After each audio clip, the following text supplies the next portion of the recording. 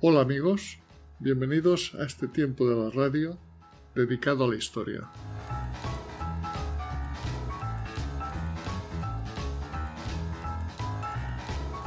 Y llegó el día señalado. El lunes 16 de julio, con las primeras luces del día, las tropas están preparadas, tanto por el lado cristiano como por el musulmán. Era un acontecimiento único. Desde que a principios del siglo VIII, cuando los musulmanes aparecieron por la península ibérica, hasta este momento, habían pasado más de 5 siglos de enfrentamientos entre ambas civilizaciones. Enfrentamientos equivalentes al que se iba a producir en ese espacio de tiempo solo se habían producido 3 veces. Ello era debido a que nadie, salvo circunstancias muy especiales, quería arriesgar la mayoría de sus fuerzas a un único encuentro, prefiriendo realizar algaradas y racias en las que no se ponía en juego la vida de los reyes y tampoco era significativo el número de combatientes.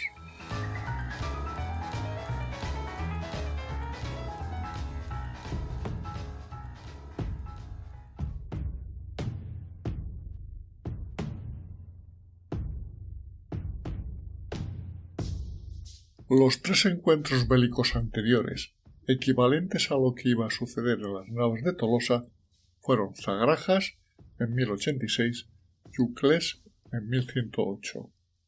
En ambos, las fuerzas cristianas lideradas por Alfonso VI fueron derrotadas por los almorávides. En esta última murió el heredero de la corona Sancho, hijo de Alfonso VI.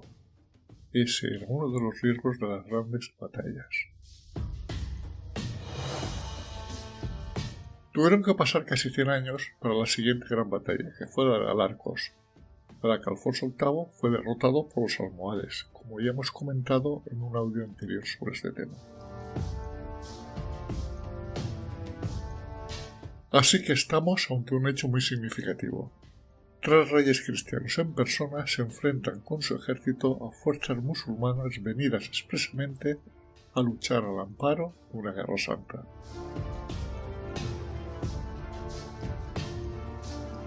Dos tradiciones armamentísticas y tácticas diferentes, probadas en décadas de enfrentamientos tanto en Europa como en el norte de África y el Próximo Oriente, estaban a punto de chocar. De una parte, el ejército cruzado era deudor de unas prácticas militares que venían desarrollándose en Occidente desde el siglo XI, en las cuales la caballería pesada ocupaba una posición central. Dotados de una fuerte montura, a que permanecían fuertemente unidos gracias al empleo de estribos largos y de unas sillas de arzón alto en las que quedaban encajonados, protegidos por cotas de mallas metálicas, escudos y cascos, armados de espada y sobre todo de una larga lanza con la que embestían a los enemigos en el curso de la carga. Su protagonismo en los campos de batalla europeos durante los siglos centrales de la Edad Media fue incuestionable. El movimiento táctico más característico de la caballería pesada era la carga contra un enemigo inmóvil o contra otra tropa de caballeros. Para llevar a cabo esta acción, los jinetes enmallados se colocaban muy cerca unos de otros, creando un frente lineal con varias filas de profundidad. El secreto de la carga de la caballería pesada radicaba no solo en el mantenimiento de la cohesión del grupo hasta que se produjera el choque con el enemigo, sino también en la entrada en combate de las distintas filas de manera sucesiva, para que así se multiplicaban los efectos de la colisión. Además, la colocación de 2 alas a derechas y izquierdas del cuerpo central de caballeros permitía, llegado el caso, la realización de movimientos de flanqueo, mientras que un equipo de vanguardia daba inicio a los combates y una retaguardia aseguraba el golpe final.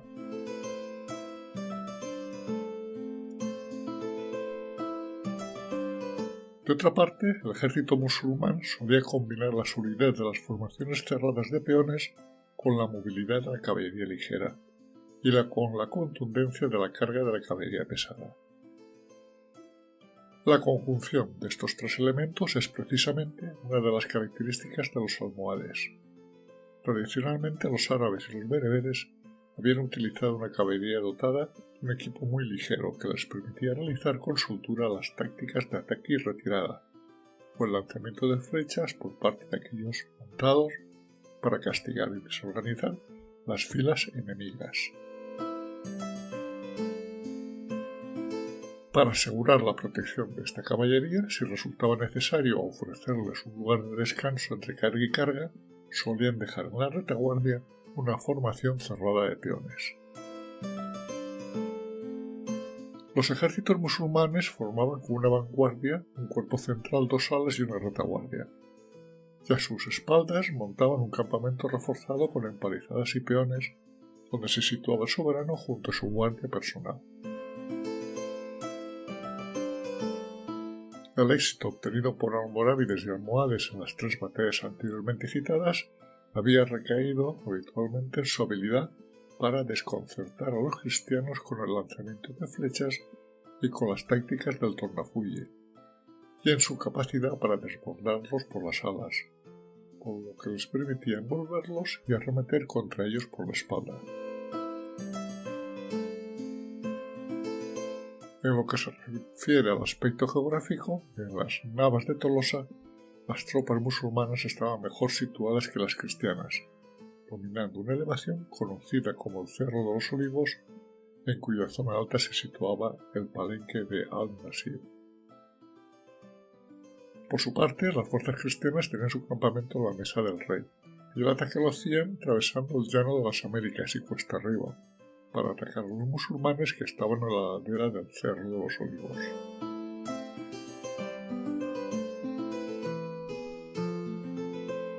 Como ya he comentado, las primeras luces del 16 de julio descubren los ejércitos preparados para el combate, pues, sobre todo para los cristianos, resulta aconsejable iniciarlo lo antes posible con el fin de evitar que el calor del mediodía merme sus energías.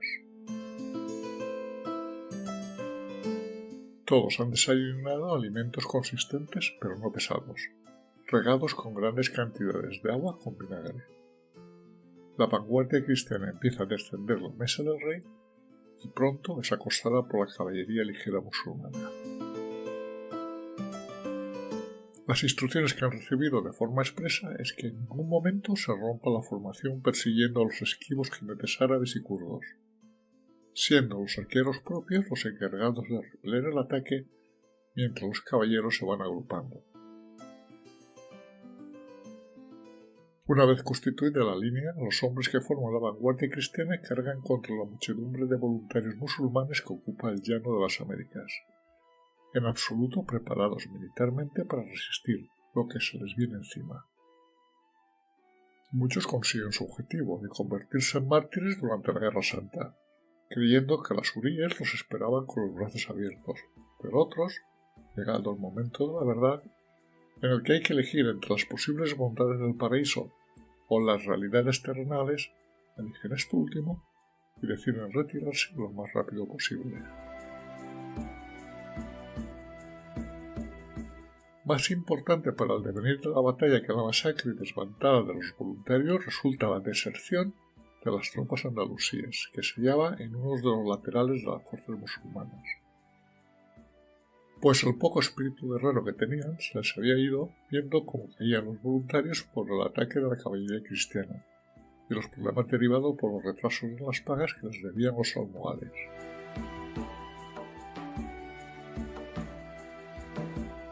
Estos dos sucesos sirvieron para equilibrar de alguna manera el número de efectivos por bando, pero en modo alguno fueron decisivos para la suerte del combate, pues los mejores hombres del ejército almohade aún no habían entrado en acción y permanecían impertérritos cuando la vanguardia cristiana cargaba contra ellos. El choque de la caballería pesada cristiana contra las huestes musulmanes no consigue abrir una brecha en sus líneas defensivas. Es más, quedan los caballeros bajo el mando de don Diego López de Haro, recibiendo una lluvia constante de flechas, jabalinas y piedras. El calor, la dificultad de cargar cuesta arriba, la lluvia de flechas y, lo más importante, la consistencia de las líneas musulmanas hacen que la caballería pesada cristiana empiece a retroceder convergiendo sus alas hacia el centro, por la presión de la caballería ligera musulmana. Ante la amenaza de verse rodeados totalmente, es el momento de intervenir la segunda línea, bajo el mando de los condes de Lara y de Cameos, y que incluye a las experimentadas tropas de las órdenes militares, así como a los aragoneses de don Diego Jiménez Cornel y don Aznar Pardo, acompañados por varios consejos castellanos. Esta segunda carga consigue aliviar la presión sobre los flancos, ganándose suficiente terreno para poder mantener la formación del ejército, y se apuntala un debilitado centro en el cual han caído la mayor parte de los caballeros que acompañaban a don Diego López de Haro.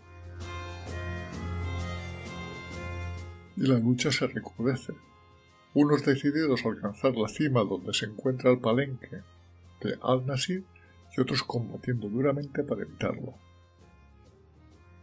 En este momento son los hombres de las órdenes militares los que llevan el peso de la lucha y pagan su tributo por ello.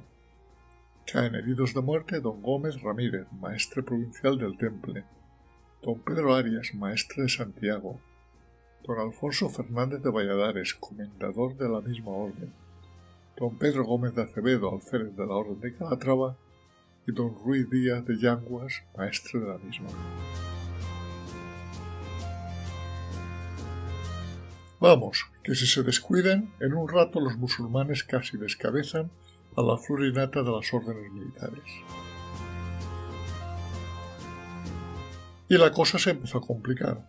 Por un lado tenemos que el terreno favorecía a los musulmanes, que estaban en alto, y lo más importante, las fuerzas musulmanas que esperaban las carreras cristianas eran de mejor calidad que las de vanguardia. No solo eran capaces de rechazarlas, sino que contraatacaban pendiente abajo, obligando a los cristianos a ceder el terreno. Las tropas de los concejos comenzaron a desmayar. La situación no podía sostenerse ni siquiera con los refuerzos que llegaban de la segunda línea de los cruzados.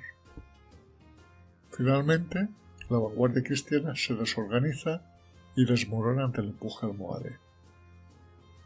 Hasta este punto todo parecía desarrollarse con arreglo a la estrategia musulmana y que iba a ser la cuarta vez en que una gran batalla era dominada por las fuerzas musulmanas como las tres anteriores.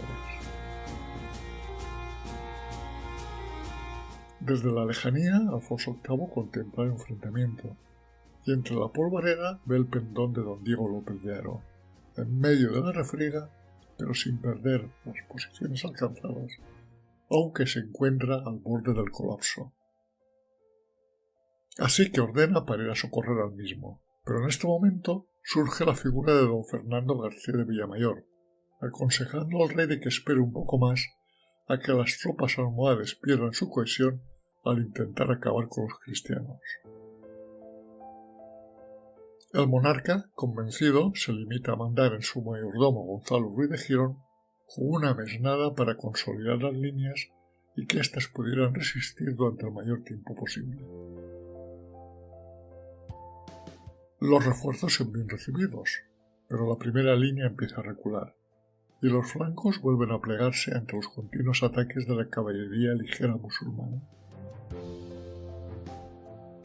La situación es desesperada para los cristianos, que, imposibilitados de maniobrar, ya no pelean por la victoria, sino por salvar su propia vida. Tanto Diego López de Haro, a quien solo le quedan 40 jinetes de los 500 con los que comenzó la jornada, y los caballeros de las órdenes militares se baten a la desesperada. Quizá entonces los almohades vieron cercana la victoria y los bereberes de las cávilas abandonan las alturas con el fin de rematar al enemigo, al mismo tiempo que la caballería ligera musulmana intenta envolver a las fuerzas cristianas. Es el momento realmente crítico de la batalla. Es entonces cuando, según la leyenda, Alfonso VIII desenvaina la espada, hace ondear su pendón, se pone al frente de las fuerzas de reserva y volviéndose al arzobispo Jiménez de la Rara le grita: «Arzobispo, o si yo aquí muramos». Luego pica espuelas y cabalga hacia el enemigo seguido por don Álvaro Núñez de Lara, que alza el pendón de Castilla.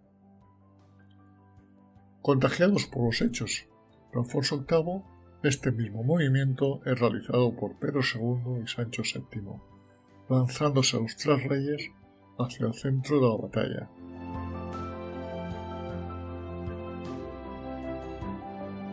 La historiografía cristiana durante muchos años rodea la acción de Alfonso VIII con una aureola de heroísmo. La realidad de la carga de las fuerzas cristianas de reserva es que estaba prevista con arreglo a los planes preconcebidos de la batalla. Era la última carta del ejército cristiano, y de cuyo éxito todo dependía. Si era frenada y perdía su conexión hasta verse desorganizada por los musulmanes, como había ocurrido con los destacamentos precedentes, era seguro que la nueva derrota dejaría en mantillas el desastre de Alarcos. La carga de los tres reyes enfila su objetivo y cruza el campo de batalla sin perder cohesión. Con su ímpetu inicial apenas mermado, llegan al palenque de Miramamolín. De este momento decisivo del combate apenas tenemos noticias fiables. La tradición sostiene que fue Sancho el Fuerte de Navarra el primero en romper las cadenas y pasar la empalizada, lo que justifica la incorporación de cadenas al escudo de Navarra. Pero el caso es que las cadenas aparecen en los escudos mobiliarios de muchas casas que pudieran blasonar igualmente tal hazaña. La realidad es que Sancho tenía 58 años, edad para la época que quizá no resultaba adecuada para formar parte de la primera línea de ataque. Lo más probable, e insisto, no tenemos datos sobre esta fase de la batalla, es que el palenque de Miramamolín fuera asaltado por varios puntos simultáneamente. Y la masacre fue terrible. El hacinamiento de defensores y atacantes en ese punto y la coincidencia de estar dilucidando la suerte suprema de la batalla espoleaba el desesperado valor de unos y otros. No existía forma humana de detener una carga de caballería pesada cuando se abatía sobre un objetivo fijo y se llegaba al cuerpo a cuerpo. Además, se daba la circunstancia de que la caballería ligera musulmana no podía actuar, pues se encontraban ellos mismos en medio del tumulto, sin espacios para maniobrar. La carnicería fue tal que después de la batalla, los caballos apenas pueden circular por ella de tantos cadáveres como había amontonados.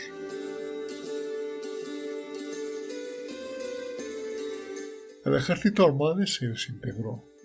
En la confusión de la batalla, cada cual busca su propia salvación en la huida. Mientras, Al-Nasir, que se ha pasado el combate leyendo el Corán, fue apremiado por sus fieles para abandonar la zona antes de que fuera demasiado tarde. Montando una yegua, no parará hasta llegar a Sevilla, donde prepara su partida hacia Marrakech. Lo que sucedió tras el enfrentamiento no fue menos terrible que el propio combate. La caballería cristiana, dispersa en pequeños destacamentos, prosiguió su carrera alanceando y derribando a los fugitivos. Las cifras de bajas almohades fue tan crecida que perecieron casi tantos hombres como en el combate propiamente dicho. Perseguidos y perseguidores atravesaron el abandonado campamento almohade y prosiguieron hacia el sur. Los fugitivos intentaban reunirse en la fortaleza de Vilches, la más cercana al lugar de la batalla. Un cronista escribió: hallaban a los moros en las encinas y en los alcornoques, y allí les daban muchas lanzadas y así los derribaban.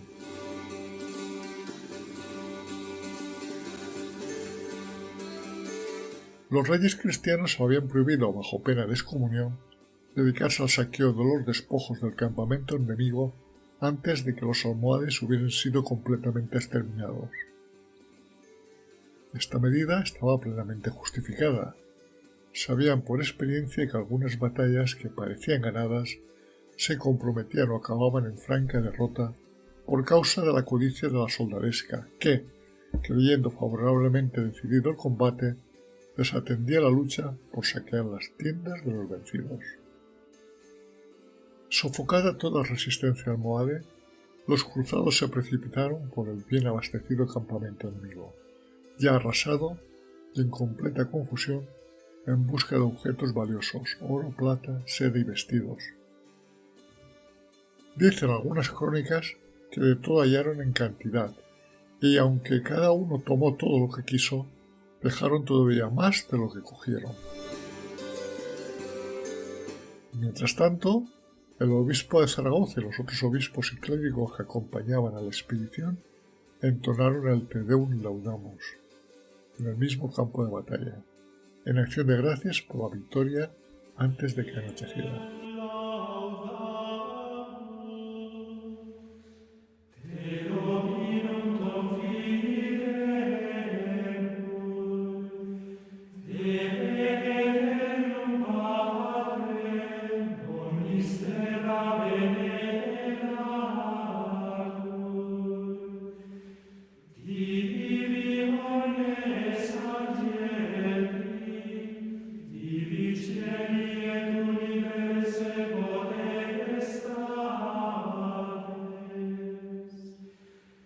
Por su parte, las fuerzas cristianas levantaron el campamento de la mesa del rey y lo trasladaron al emplazamiento donde había estado el campamento almohade y sepultaron a sus muertos. Nadie se ocupó de los cadáveres de los musulmanes, que quedaron en el campo para pasto de las alimañas.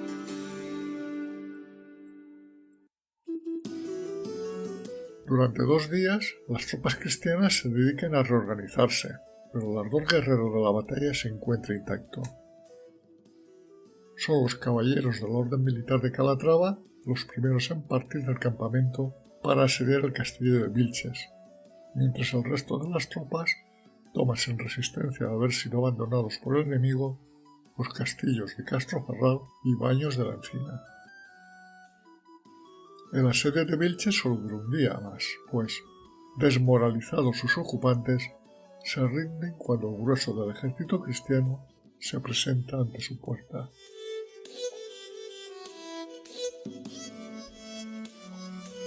Los siguientes objetivos son las ciudades de Baeza y Úbeda, 2 de las más populosas de todo el andaluz. La primera, menos fortificada, ha sido evacuada por todos sus habitantes al conocerse el resultado de la batalla, excepto por un puñado de ancianos que se refugian en la mezquita. Las avanzadillas cristianas llegan a la ciudad y ni cortos ni perezosos prenden fuego a la mezquita con los ancianos dentro, muriendo todos calcinados. Al día siguiente el ejército ya se encuentra sitiando Úbeda, ciudad protegida por imponentes murallas, pero mal preparada para la defensa por la aglomeración de refugiados que han buscado la salvación entre sus muros. En el asalto destacan las tropas aragonesas, que rápidamente conquistan una torre del recinto exterior, obligando a los defensores de la ciudad a refugiarse en la extensa alcazaba. Sabiéndose perdidos, intentan negociar una mano, pero tanto el arzobispo de Toledo como el obispo de Narbona recuerdan a los presentes el carácter de cruzada que tiene la expedición, y que por lo tanto estaba prohibido llegar a ningún acuerdo con los infieles.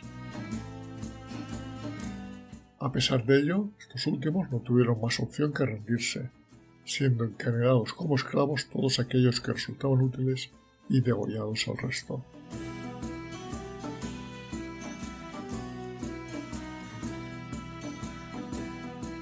Para algunos cronistas musulmanes, la caída de Úbeda resultó un desastre aún mayor que la batalla de las naves de Tolosa, y con seguridad lo fue así para los andalusíes, pues además de su propia población de la cercana Baeza, muchos campesinos de la zona buscaron protección entre sus muros, cifrando las crónicas andaluces en 40.000 las personas que fallecieron o fueron tomadas como prisioneras tras su caída.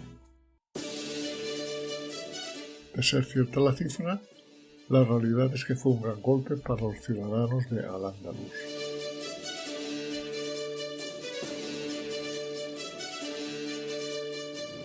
Aún quedaba mucho verano por delante, y podría haber sido peor si no fuera porque el ejército cristiano se vio obligado a suspender sus actividades y regresar a Toledo, porque muchos de sus componentes enfermaron de disentería, enfermedad esta muy común en la época cuando se reunían muchas personas. Pero fue un regreso victorioso.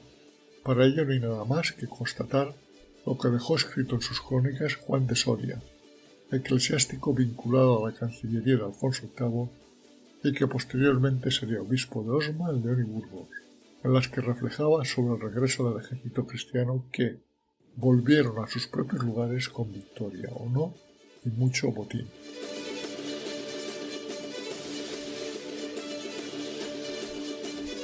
La batalla de las Navas de Tolosa y sus acciones inmediatamente posteriores habían concluido, pero de sus consecuencias y de lo que pasó luego sus protagonistas lo contaremos en el próximo audio.